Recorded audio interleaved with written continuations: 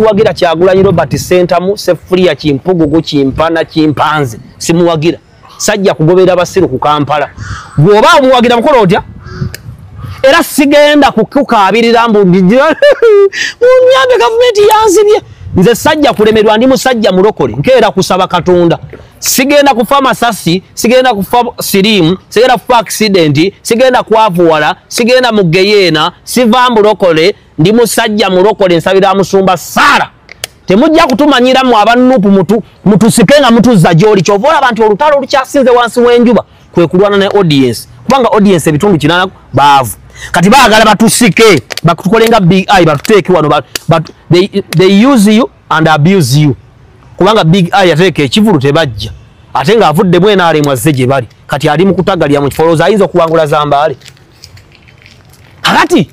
audience ya Kyagulanyi ne ya Nuupu sijja kugenda ku kitebe kyammwe sigenda kubandi musajja mulokola akeera okusaba nze sajja kulemererwa ate simwe ba Katonda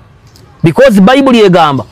Daudi yakyogera yagamba talabangako mu butuukirivu ng'abaana basabiriza obanga babuliddwa ekyokulya wadde empologoma yeesobola okubulwa lwaki gwe weefuula Katonda ogambe emyaka 2 nja kubansiranye nga ndi ku social media nkukabirire am I stupid kakati Kasuku tutandise wano tunoonya obulamu obulimu ensobi ezikendeezeddwako mu nsi tewali muntu ali perfect era nawe Kasuku nankubadde okulidde mu bulamu obulungi mulimu ebikolagi ebikuchalenjinga naye abantu nga Bebe Cool Kasuku Farida Nakazibwe Eipasi abantu nga Juliana nabo abakulidde mu family nga Simbi ebizibu byabwe kubanga balina ebyokusolovinga bitono kati musumba Sara yagamba wekendereze ku bizibu Katonda akuyambe Kasuku muine ebiba challenging ne sibingi nnyo nga abantu fa bavudde embwavu kubanga fe tuba tuli weyale bwetuti walala ko ku clinic omusajja ba family planning nga ino bwana nga 8 family bumumenya wetise audience wetise family oyagalwa bika bulungi buli bukaza akwagale oli mu competinga oli ne motoka gyosasula ina akataka kosasula oli masabo untu ambulangu bulamu bukumenya oli na excitement ina amaro atayagala genda mu Nuupu ate bakuvumye confidence is the key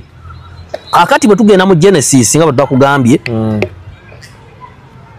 tugenda kusoma ekigambo kibata respect glory to attain another glory kasita Katonda akuyimusa na akuteeka wakolanga waliwa gye mwali mukola waliwa ku papulo wali ruwemula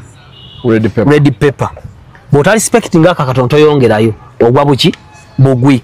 abantu tulina okukimanya nti mu nsi eno bwe tukulaakulana tulina okunoonya abantu abatusingako obuzibu bw'abaserebu Kasuku balina omuze gw'okwagala okusigala abantu be bamanipulatinga ne babeera awo ne babanga tebasadde mu jjukira bwe tuba tuvuga ebidduka giyo ogiwulira weba automatic emotoka yeekyusa yokka naye bweba mmani ogiwula ndi wano